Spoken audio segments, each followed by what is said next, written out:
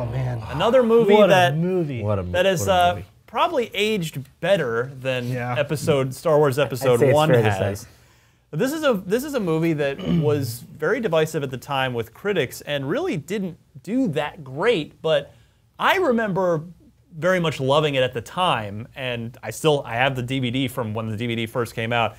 But boy, based off the book by Chuck Palahniuk, I think I've hopefully got that pronounced correctly, made $100 million at the box office off a $63 million budget, but the studio didn't really know what to do with this movie when it came out, because it was... God, that's true.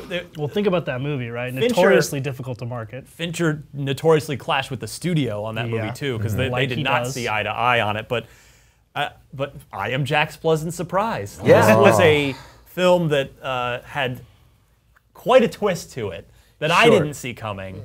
I love this movie. The performances too were phenomenal. What I love about it, I want to speak real quick on the idea that the conflict there between Fincher and the studio.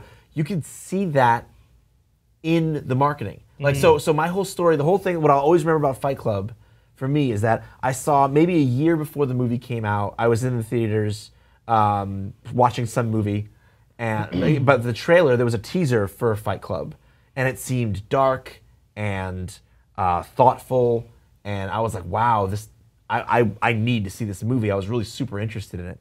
And then a little bit closer to release, I went to the theater again, and there was another trailer for it, and I was like, oh cool, another trailer for that movie I've been waiting for. I'm like, yeah, this is really neat. And it was totally cut more like an action movie, that trailer, and I was like, I wonder if maybe this isn't the movie I kind of wanted it to be or thought it was. And then, even worse, 2 weeks before the movie came out, there was a TV spot that totally sold it as an action comedy, and I almost didn't go. I almost didn't go see it. I almost didn't go see it. I was like, forget it. I'm like, this isn't what I thought it was. Like, it's gonna be a dumb movie with like a bunch of people punching each other and taking pratfalls, and like, this is gonna be silly and dumb. But I was like, you know what? Let me see it anyway. And I went to see it, and sure enough, it was definitely the movie that they originally teased. Yeah. But like the way they tried to sell it to like a different audience just almost totally turned me off to it. The storytelling in this movie it draws from a different time, right? Like, there's not a lot of big Hollywood movies that feature heavy narration, especially from the perspective of one character. That's very something you see a lot in film noir, crime dramas, which this isn't. It's not marketed as either, and it really isn't either one of those things, although it has qualities of both.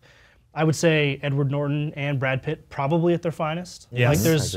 How many other Edward Norton performances are better than that one? Like, there's American History X. American History X is really good. Primal Fear is pretty good. But that's the trifecta right it there, also, right? but this definitely upped Norton's status in Hollywood quite a bit. I would say all three of them, right? Like, Brad Pitt had been on the up. He was always going to be a movie star, but he had still not really broken out of that pretty boy phase. And he'd done Meet Joe Black before this, right? Too, which was not, which, if anything, was a big like blow to him trying to get out of this pretty boy phase. Right. Fincher had made Seven at the time, which was incredible. Critically but not commercially hailed. Correct. And this kind of solidified him as the real deal. Fight Club was a punch to the head. It's one of my all-time favorite movies. Fight Club was a punch to the head. It really was just like getting hit in the teeth with a pugil stick. I mean, it was shocking. It was brilliant. It was funny. It had incredible performances. I saw the twist coming and still enjoyed the movie, even with the sense of anticipation. It made you sympathize with fascism and cultism, and not really realize you were doing it for a while. Well, it has this very like provocative punk rock attitude to it, where it speaks to this idea of like, you know, people who come to this realization that like that system that's kind of enticed them to be part of it that whole time has betrayed them and has made them unhappy. Like, and it's this revolt against, you know, classism and sort of like commercialism that, again, you didn't really see in Hollywood movies, because Hollywood movies are essentially that, commercialism, right? Like, it was super. It's a very like revelatory movie for me. Yeah, filming lasted 138 days, which is a bit long. That's over for principal photography. That's over 4 months, 4.5 months, during which David Fincher shot more than 1,500 rolls of film, which Wikipedia tells me is 3 times the average for a Hollywood film. Yeah, that's a couple million feet. That's about 8 million feet. That's amazing. Yeah. Also, remember, star turn for Meatloaf.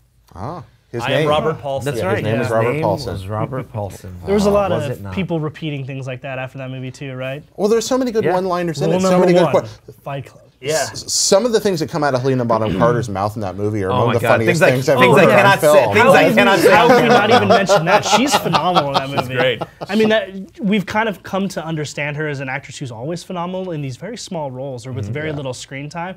But you hadn't seen a lot of her back then. A lot of period pieces. She'd been in a few Shakespeare, film adaptations, and was always kind of this quiet, wilting flower, And then there's Marla. And there's Marla. I can't even. There's literally not a line I can quote of hers without it being a problem. Well, then she sort of went on to become Tim Burton's muse and actual real life wife as well. Yeah. That's they had quite the connection.